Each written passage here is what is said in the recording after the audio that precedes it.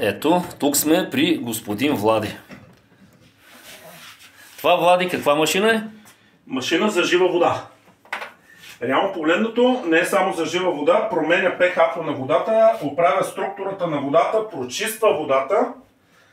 По друг начин казано, прави така, че човек да е слаб. Да. Само 184 кг. Ема, пак спаднал си доста. Няма как да направи човек да е слаб. Прави така, че тялото му да започне да работи добре и ако той спазва определен хранителен режим и се движи, постепенно си дойде на килограмите. Така. Да обезвъздушим малко машината и я включваме в ток. Каква е цената на машинката? Много висока. Но въпросът е, че я даваш веднъж. Даваш я веднъж и после ползваш с десетилетия. Какво получаваш за това? Получаваш вода с различно pH. pH 2,5, което е идеално за чистене. Когато работи на 2,5, едновременно вади отдолу 2,5, отгоре вади 11,5. В тази бутилка има 11,5, което 11,5 не е хубава за постоянно пиене, но може да се пие от време на време, по-маничко, с профилактична цел, примерно по една чаша на ден. В устата ни pH-то е 10-11. Това ще рече, че тази вода е перфектна за pH-то в устата. Въпросът е, че в червата pH-то е много по-киселинно. В дебелото черво е около 3, 5, 6, 7, 8 при здрави хора. В тънкото е 4,2, 4,3. Ако пием постоянно 11,5, едно, че не е приятна на вкус. Второ, ще развалим pH-то в червата. Пие се с лечебна цел, по-малко, всеки ден. Примерно 11,5. Ако искаме да пием постоянно вода, най-добре е да пием 9,5. Има 9 за готвене. Когато се готви с тази вода, вкуса на храната става коренно различен. Отделно месото, сега колегата си е накиснал месова вода. Защо си го прави, той си знае. Съответно това е чешмяна вода, защото не иска да ползва тази, поради една или друга причина. И така нататък, той си знае. Но, когато примерно с тази вода измиеш месото, то толкова чисто става, че направо започва да скърца. Тая слус отгоре, тая налепи махат са. Щом толкова лесно разгражда мазнотията по месото, представете си колко лесно чисти червата ни отвътре. 11,5. И после ще си я изпия цялата, защото така или иначе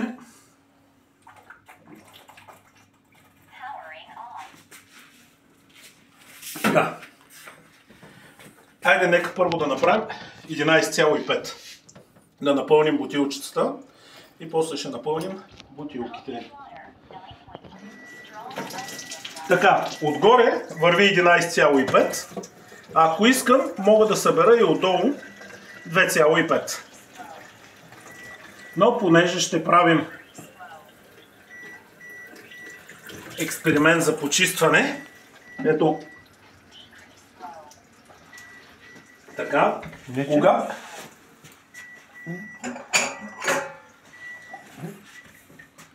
искаш 11,5, да? Добре. Така, когато се приключи с тази вода, машината задължително трябва да се даде на прочистване.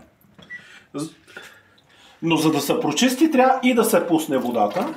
И тя в момента започва да си чисти водата. И след като приключи процеса на чистене, вече може да се пие другата вода. Така. Пристъпваме към експеримента. Да, тук пръснахме преди малко. Пробвахме да чистим с гъбичка. Дай пак с гъбичка. Дай сега с гъбата. Само, че тя се намокри, става хубавата вода. Да, усетих аз. Това старото е. Това не е намокрено. Айде малко Веро. Какво Веро? Фери. Фери, така. И почваме. Чисти са. Как не да са чисти, нали? Фери. С тия сме чистили. Че се уморих. Маля, ако трябва Много търкане. Това, ако трябва да се търка всичко, взимаме така. тази вода. Пръскаме. Вижте, че може и да се пие от нея. Ето. Така. Пак взимаме същия парцал. Търсим някъде къде тук ферито. Значи тук трябва да няма. Изчакваме малко. Хубаво малко повече да изчакаме, но и толкова става. И направо, ама тя попива водата. Да. Така че ще взема с парцалчето, но се вижда. Така. Разликата. И то Веднага. без да натискам. Стига, бе. Тук може да се види, това е мъжка квартира сега. Няма жена къде да почисти. Леле. Но пък идва един друг въпрос. При условие, че мога да си чистя толкова лесно, за какво да си взимам жена? Така ще изчакаме малко се накисни. Така, машината се изчисти. Не се изчистил. Аз съм спрял водата. Ей сега изчиства се и вече е вода 9,5. Ей сега можеш да опиташ. Аз през това време ще си сложа бутилките да се напълнят.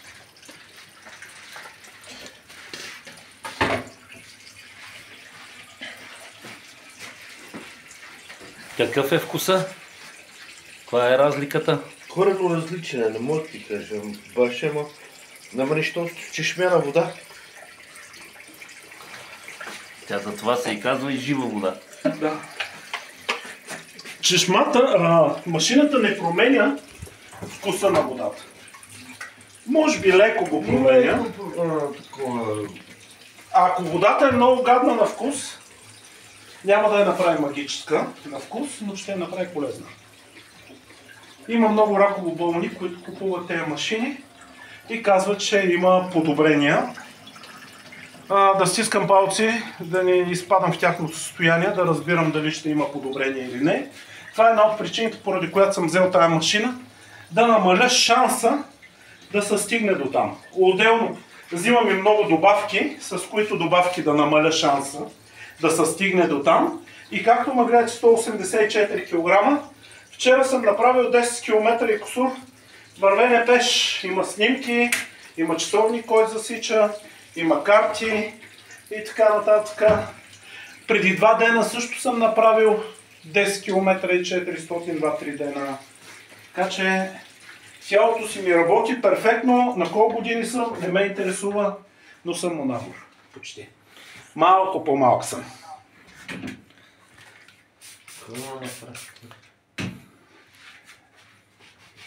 Гледай. Без препарат. Леле. Може да се види тук, изсъхна вече. Това е. Разликата. Ето. Колко пари дава човек за препарати? Едно такова фалшив препарат 5-10 лева. В случая без пари. Не е без пари. Само бутилчицата е 7 лева. 3 евро си я купих ония ден, отделно и ДДС. По-важното е, че не остава никаква химия, когато чистим пода или стените. Това ще рече, че ако имаме домашни любимци, деца, които вървят по пода, ако ползваме други препарати, от тях остава.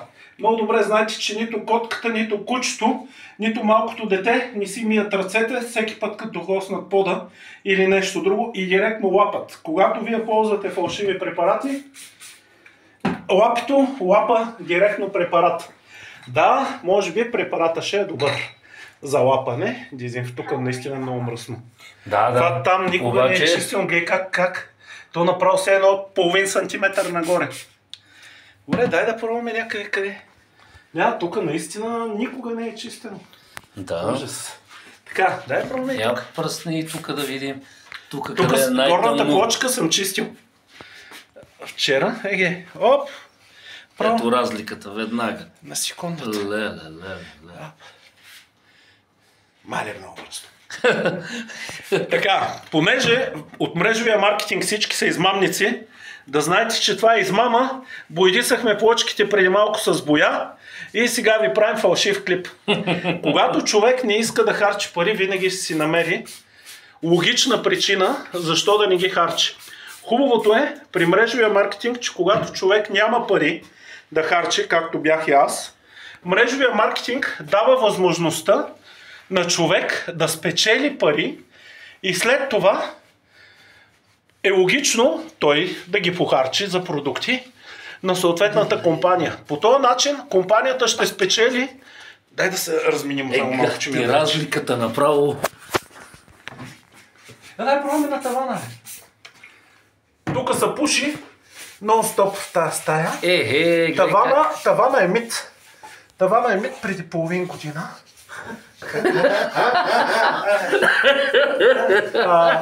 Тогава колегите го миеха, не знам с какво са го мили. Не, погледни само, погледни как става веднага. Ей тук. Да, дай да видим и тук.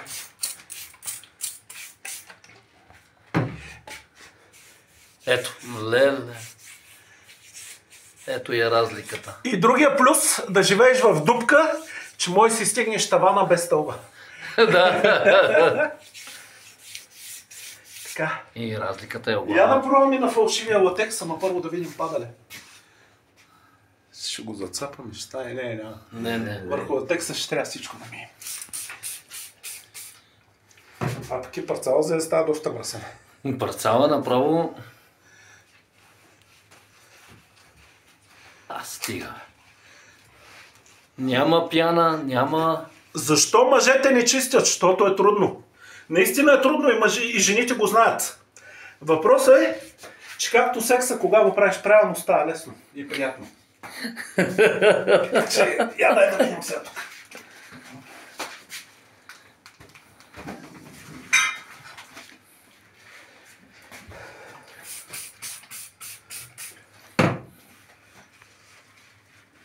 Леле. За всяка жена под 35, която няма деца, свободен съм. Свободен ерген, който харчи много. Демек... И си идва с живата вода. Да, Демек, ако тя иска да е част от... Не, е много мръсно стана. Много. Гледай какво чудо. Леле. Ей, тук малко по-често. Ако тя иска да стане част от нашето семейство, трябва да помогне да печелим повече пари, за да може да харчим още повече. Април месец, края на април, Париж. 8 зона. Супер яка квартира, вече съм наел. Ноември месец, Тайланд. Що? Защото нямам съпруга. Хубаво ще е там. Да.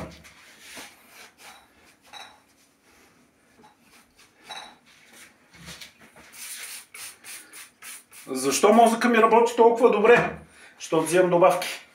За мозък, за кръв, за сърце, за мускули и за подобряване на кръвоносната система.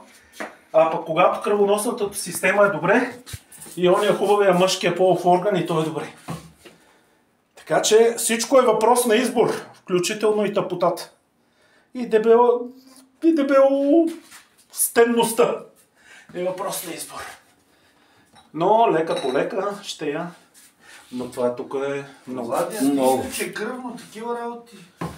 Ами в интерес на истината, логично е с тези килограми да съм зле. Да. И от доста години се проверявам. Така. Имам препарат за кръвно. Купих си и препарат за мерене на кръвна захар. Така. Преди 2 години.